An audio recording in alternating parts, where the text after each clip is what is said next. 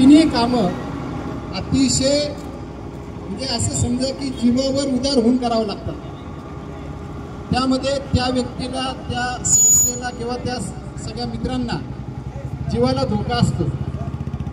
घरची परिस्थिती अतिशय साधारण असल्यानंतर हे सगळे लोक ते काम करतात हे लक्षात घ्या।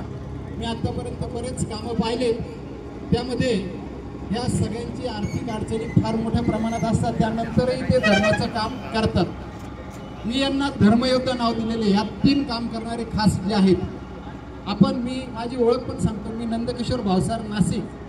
आपण नाशिक जिल्ह्यातील 1000 देवस्थान एकत्र केले, त्यामध्ये 3 कामं करतो। एक, संध्याकाळी 7 वाजेला प्रत्येक देवस्थानमध्ये आरती। तुम्ही जर पोस्ट पाहत असेल आपल्या ग्रुपला मी टाकत होतो। 2, आपल्याला मंदिरात जायला जमत नाही, आपण घरी आहात, घरी दिवाबत्ती करायला सांगा घरच्यांना 7 वाजेलाच, 7ची वेळ ही सगळ्यात लक्षात ठेवा। 3, आपण बाहेर आहे, गाडीत आहे, मग त्यावेळेला विश्वास रेडिओ म्हणून नाशिकचा जो रेडिओ आहे त्याच्यावर शुभं करोती संध्याकाळी